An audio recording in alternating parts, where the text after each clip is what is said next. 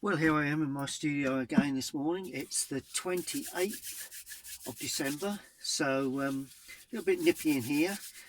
We've negotiated Christmas, so that's out the way now. So I'm back in the studio creating some more artwork for you. Um, I don't know whether you've seen my recent article, Leisure Painter. That's my recent article in Leisure Painter. It deals with the painting of a snow scene, really. So that's what I intend to do this morning, is to run you through the simple way to paint a snow scene. And you'd be surprised, in watercolour it is quite an easy process. So I'm just going to pan down onto the artwork.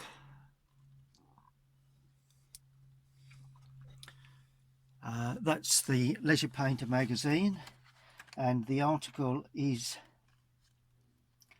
on page, it's a lovely magazine, full of tips and ideas and demonstrations and all sorts of things. And on page 19 I have my own demonstration. So if you're not already a subscriber, I believe you can buy one-off editions from varying outlets, so please do so.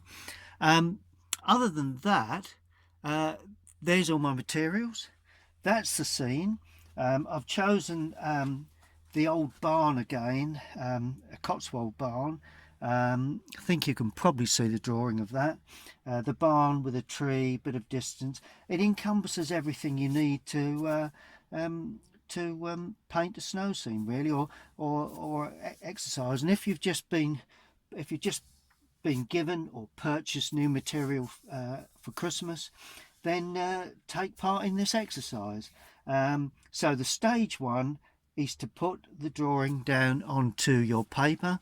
I will just hone in a little closer so you can see the drawing. You can obviously still that if you wish, and then you can produce that particular drawing. So that's stage one, simple drawing, barn, trees, gateway. We've got a brick wall, Cots Wold stone, but no detailed outlines. But you will notice that when I've drawn in the building, I've actually done a double line at the bottom and down there, down the gable end, purely to show the thickness of the snow. That's quite important in watercolour painting when you're painting a snow scene. And also I've allowed two patches where there's tiles missing at the top, and one patch, where tiles are missing. Two patches where there's the snow has actually dropped, and I'm going to have a little bit of overhang of snow there, but that will become all apparent when you watch the next part of the painting. So that's stage one. Rightio, let's make a start. I'm going to damp the brush first. I'm using a squirrel mop that points fairly well. The point is beginning to get a little bit rounded because of the age.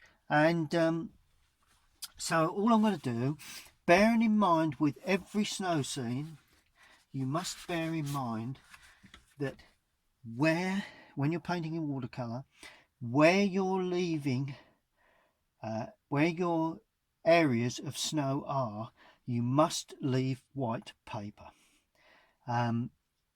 or a very off-white, but at least the lightest part of your picture must be where the snow is. So what I'm going to do, I'm going to damp the paper, but only in certain areas. So there will be some areas that remain dry, and what I'm going to do, I'm going to damp around the tree, but if you notice, I'm picking around the main trunks and branches, and that is because that gives me the opportunity to leave snow onto the trunk and the main branches.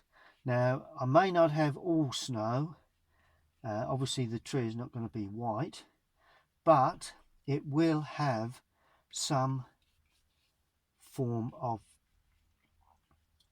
white snow on it, particularly in the boughs where the branches leave the main trunk. And then I'm going to damp right the way down, making sure I leave the roof of the building, and I'm going to damp beyond that first area of land there. So I'm damping over that distance area. Apart from that, now it won't dry very quickly because of the fact that it's winter, so it's cool outside. The atmosphere is very damp. A little bit of drizzle outside this morning, very dull. But you can see where I've damped the top. Now I'm going to use ultramarine blue as my blue for the sky, and I'm going to use a red which is cadmium red. Now the reason for the cadmium is purely because I need to get plenty of warmth within that sky area. Now the dark, I'm going to have the light coming from the left, so the darker part of this sky will be over the right hand side. See where it's nice and warm? A bit of warm sky in there. One or two really lighter areas there like that. Look how lovely that spreads when it's damp. There we go. I'm going to clean the brush. Now I'm going to introduce more blue in there. That red is very dominant. It has tended to dominate the mix, so I need just more blue. There you go. Get in there with that blue. I'm just dropping some blue in there as well, just to deepen. You've got to remember that the snow will only be seen when you have dark sky. If you have a light sky, then you will not see the snow area. So always be aware of that. Now I'm going around that trunk, leaving some parts unpainted. Try and, whatever you do to the one side of that tree, you've got to do to the other, because if you don't, then you'll have a mismatch of tone. See where I've got, and even that branch, don't add more colour. If you can just get that amount on the brush to cover that area, then you'll find, don't want to be too fussy with this. Problem is working in, if I was working outside I'd be particularly quick, but problem is working indoors, you do tend to be a little more fussy, which I shouldn't be with my experience, but there you go. See the way I painted around the main parts of that tree? Now I'm painting in and around the top of that building. There you go. Might leave just a little bit of lightness in that lower area, but fairly dark around the apex of that roof, gone over that corner, but we can freshen that up shortly. A little bit of light there, and then finally I'm going in with, to make some of this look light, I'm going in very dark blue, almost as if there's sort of dark grey clouds in that top corner, perhaps a touch there, and just notice how I'm just dabbing the colour on, and then I'm going to allow that to dry. Okay, the next area I'm going to just, all the water has decided to run down onto that distant land, so I'm just lifting a bit of that away. There you go, because I want to get a deep dark blue, as if that land in the distance has actually, it's got snow, but it's not white because it's in shade, in shadow. There you go.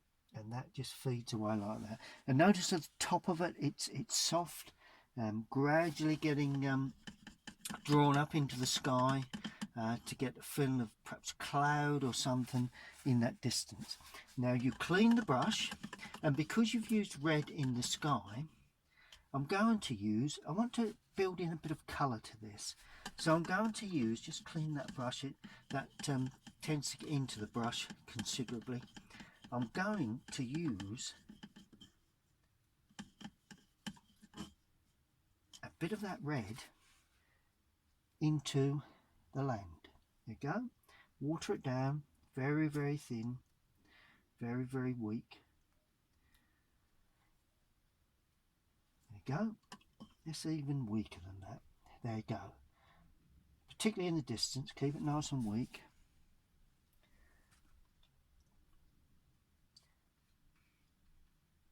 Just put it here and there. Right. A little bit down into that snow. Don't be afraid to put colour onto your snow. This is all snow areas because we want those to have a little bit of tone of the sky. As I come forward, I'm adding a yellow to that to give it more of an orange effect. Tops of yellow, a bit up the track, a bit of yellow in the roof. There you go. That's the introduction of the Cots Wold colour into the snow itself, and it will give that such a lovely feeling of depth. There we go. Two little patches of red. Don't want to be too weak, but then again, you know, not too strong, but there we go. A little bit more yellow perhaps. Nice streak of yellow in that foreground. There we go. And now, just watching along my distance area, just going to use the brush just to stop any run back.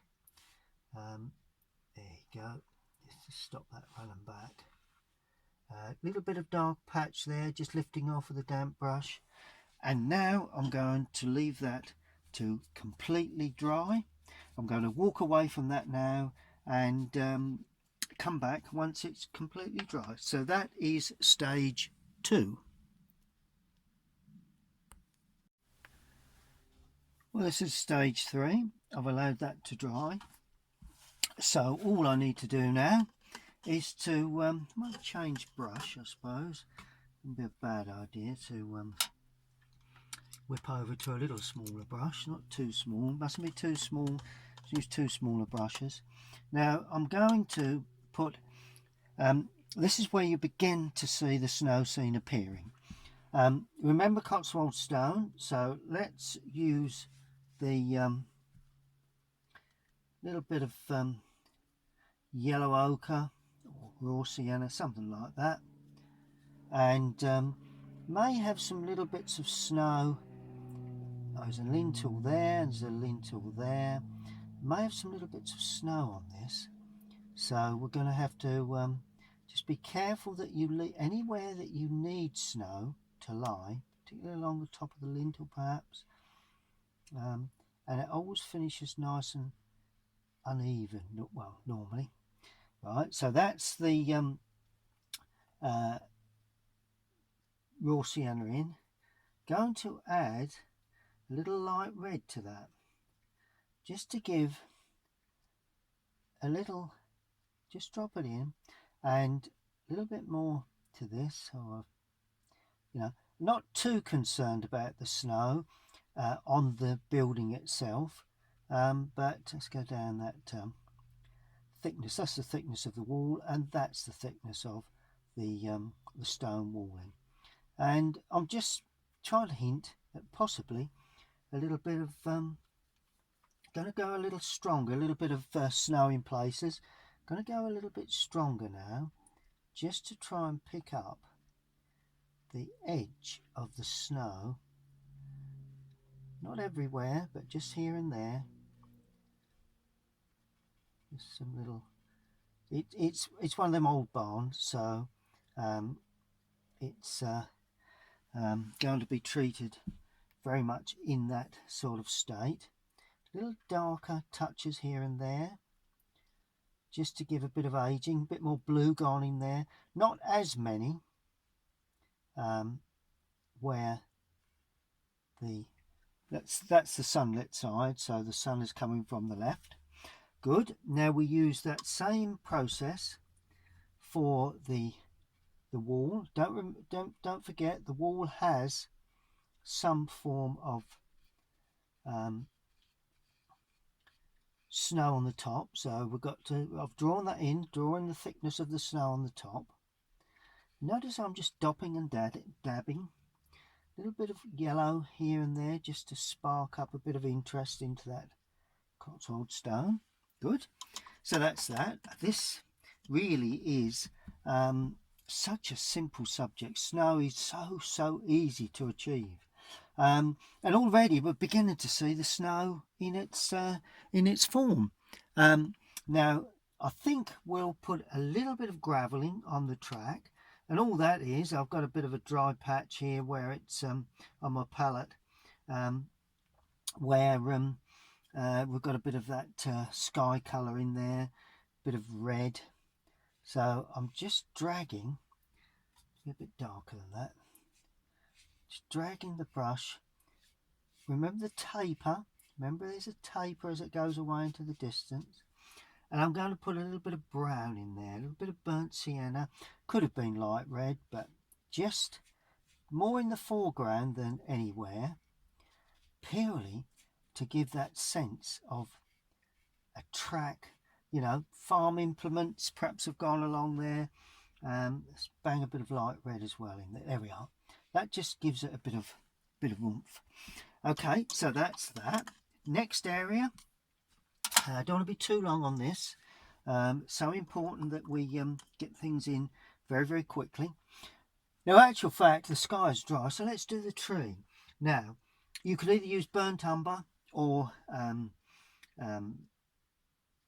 you could use light red or burnt sienna, but I'm going to use burnt umber.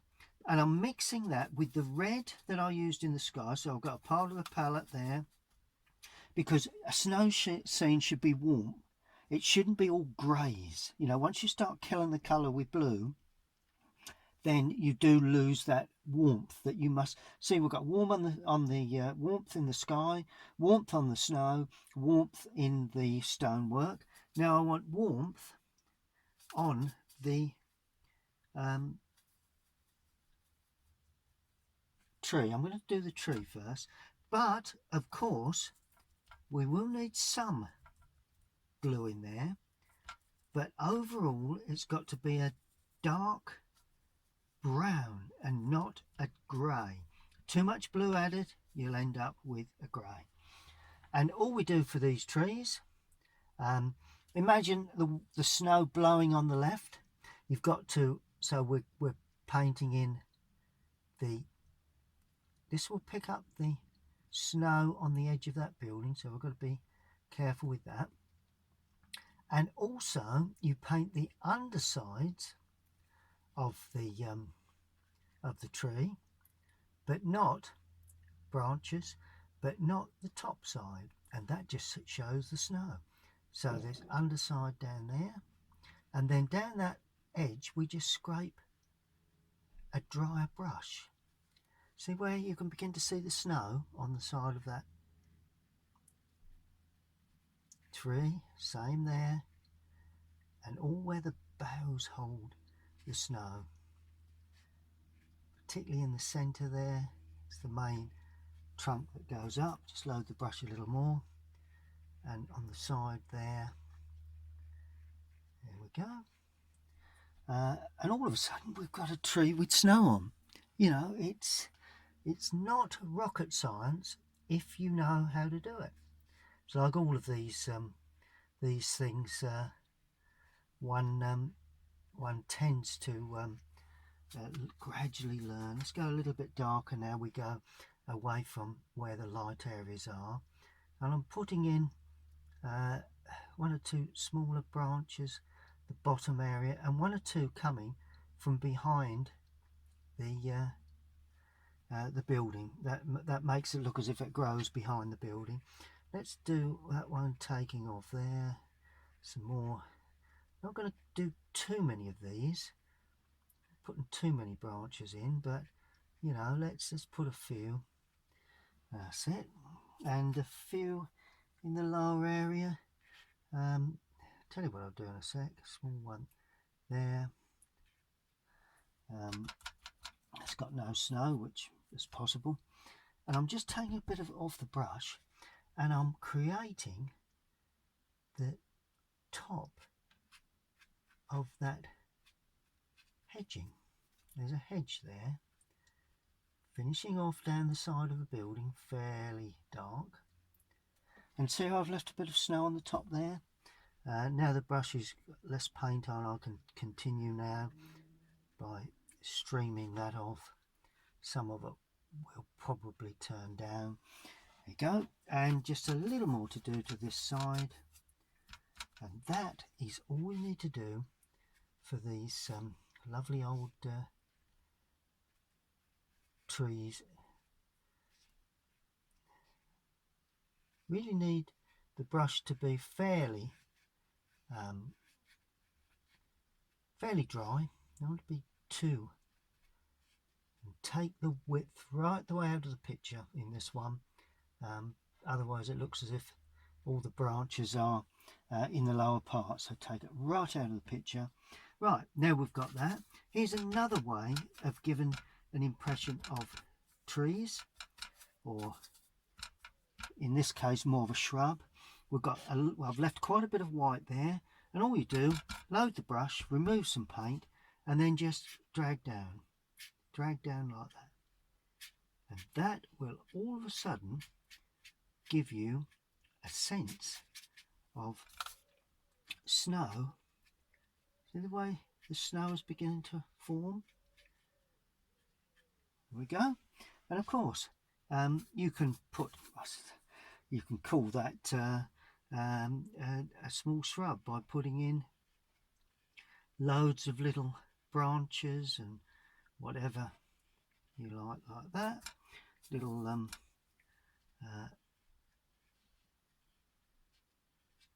there we go. And that's all you need to do for that. And I'm just thickening up the lower end with a bit of hedging of some sort, because that will then show up the snow on the top of the, there we go.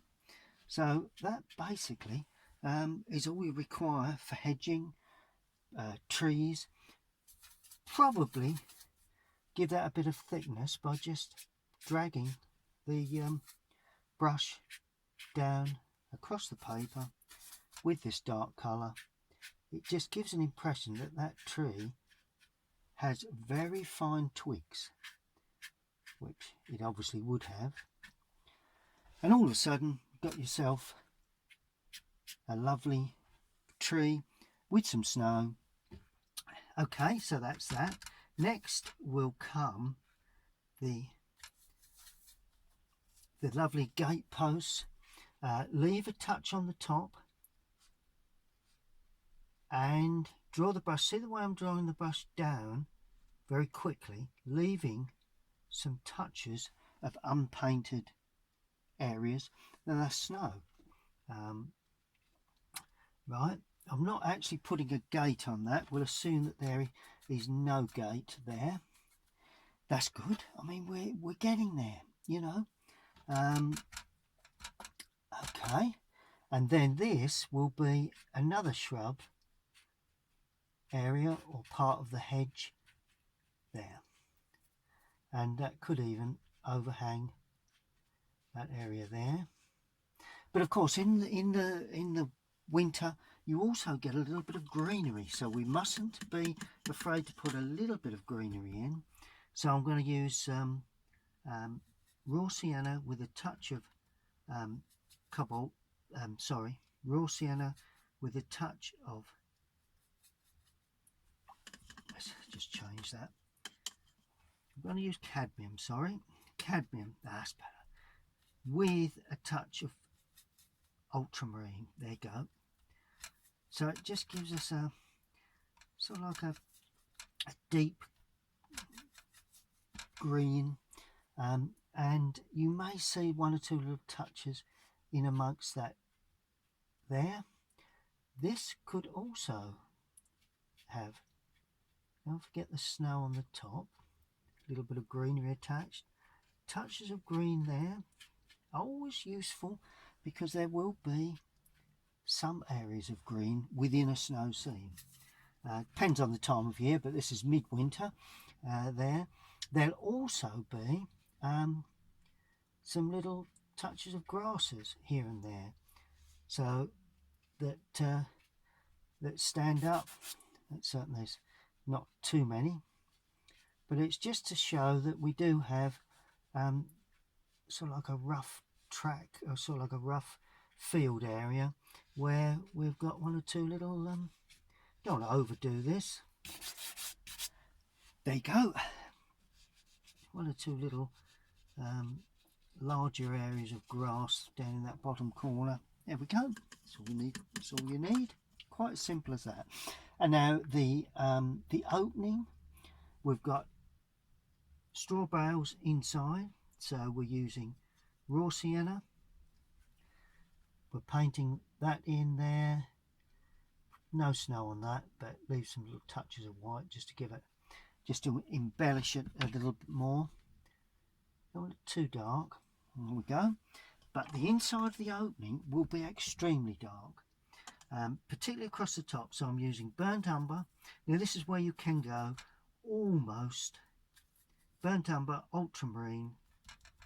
You can go almost black with this, but it's not black. It's still either blue, or I'm using a little more burnt umber to start with, and this really picks up the depth of the opening.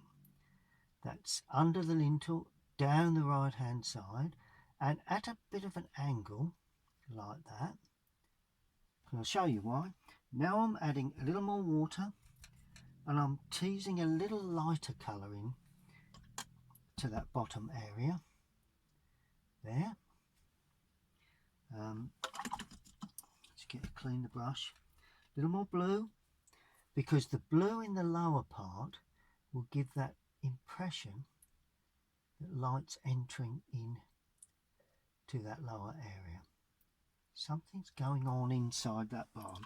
Now all you do, just a damp brush, and just feed that into it, just like that, and all of a sudden you've got a feeling that there's light entering the lower part of that opening. Allow that to dry. Now here you can put a door on if you wish, and that's quite simple. Burnt umber, ultramarine, I'm going to put a window in there, but I don't think I will in the end. And it's an old door,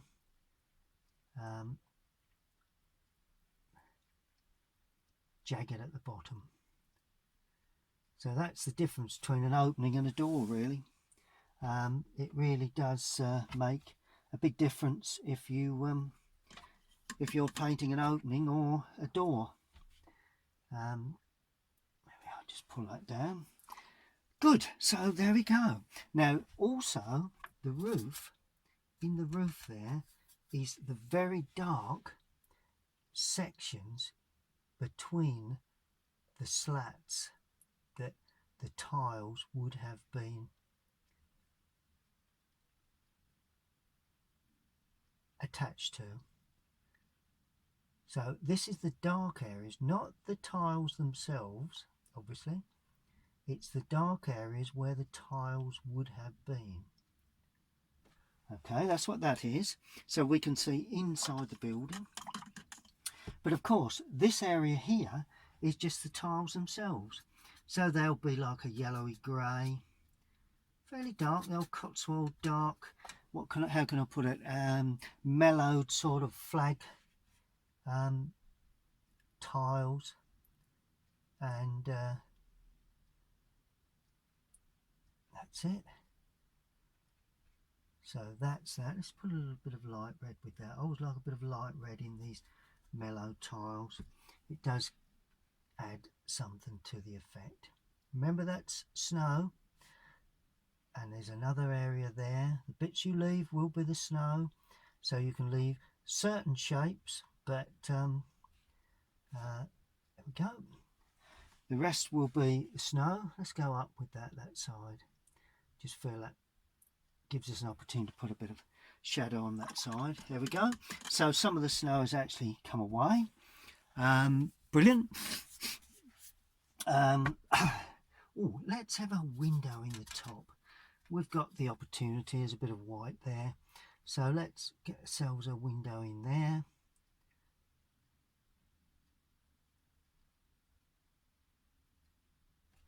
There we go. Leave a touch of unpainted areas just to give it a sense of that there is a window actually there. Let's give that just a little bit of perspective. There we go. So that's that. Now all we need to do now is to look at the background. We can finally balance now how we deal with the background, and the background will be a very dull sort of greeny grey, fairly strong burnt umber, raw sienna, because there'll be a lot of could be a hedge, could be a stone wall, and it needs, see how I've got a little bit on the brush and it's a dull colour. It's not anything too intense. And then I'm putting a fence in, because that will indicate, give you the eye, a chance for the eye to go through. There we go. And a little more blue in that, and we can then put maybe some hedging along the top there,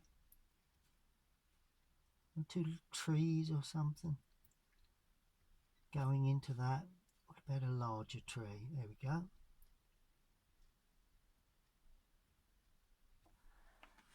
Brilliant. There we are. So we've got trees along the horizon line, and that is the next stage. So we need to allow that to dry before we finally put in our shadow, and then it will be finished. Now that all the underpainting now is dry. Now what I've got to do is put the shadow on, and I'm going to get the shadow in on the building first, not the snow, just the building. Now I've mixed light red with ultramarine, well it's actually cadmium red with ultramarine, and I'm going to paint under the snow area, going around the windows at the moment. No, let's go over the top. Go. Tad more water perhaps. Don't want to be too. If there's snow on the lintel, leave that. And then down the sides like that. There we are. Brilliant. So that's the shadow side of the building. Like that. And the door. And inside the door opening.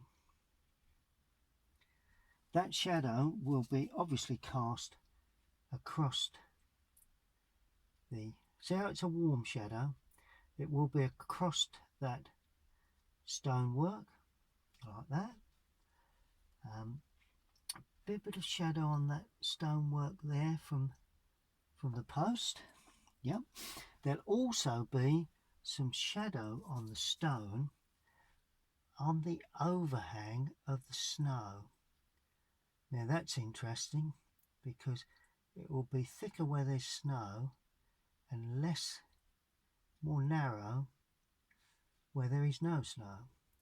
And this shadow will appear slightly off center because of the sun coming from the left.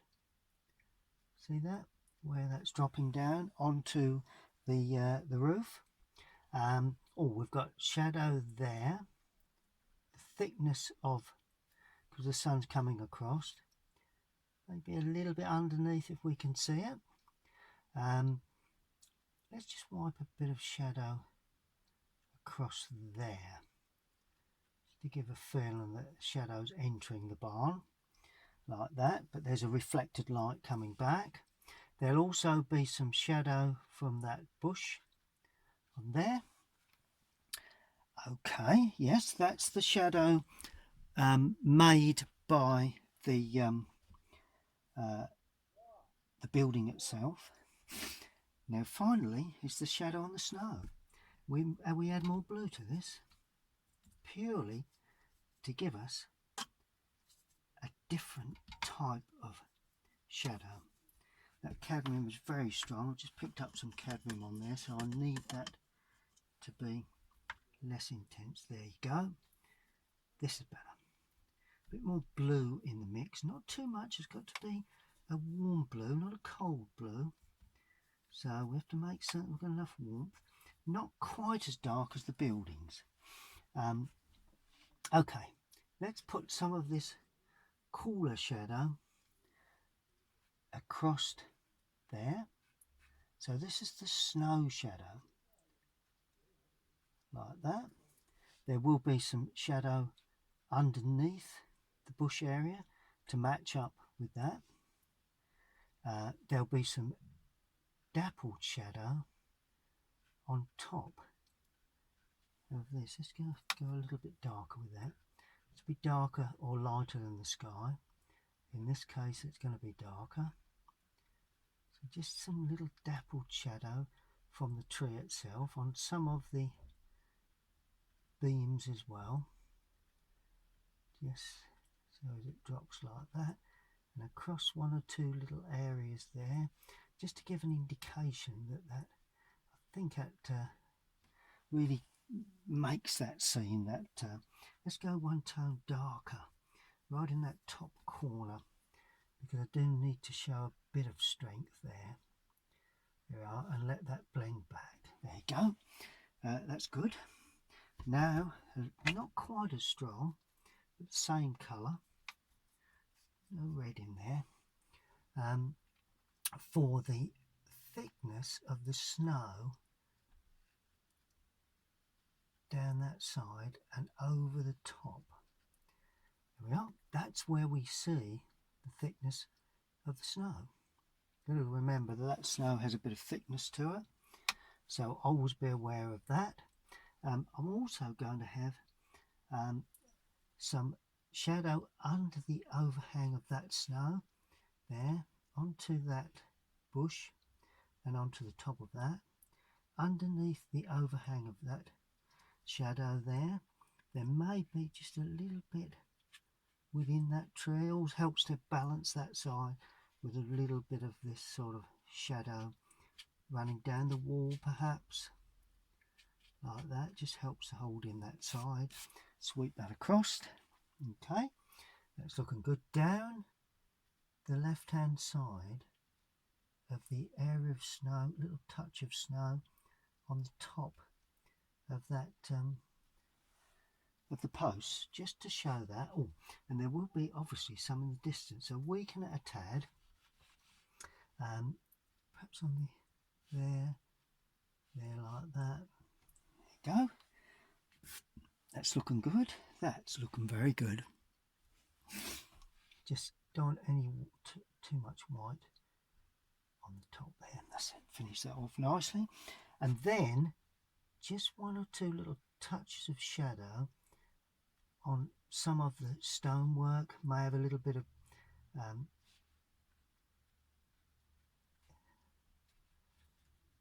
across the top of the lintel. There we go. Oh, and that lintel will have this shadow in, so we've got a lighter lintel there.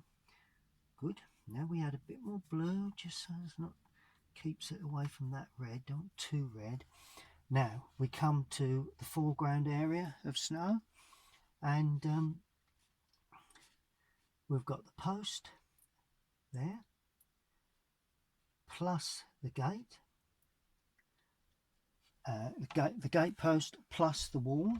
So that sort of tapers away like that at an angle. That's good. Now the foreground, plenty of paint required here, so we get a nice fairly strong colour, not too strong but with a bit of strength.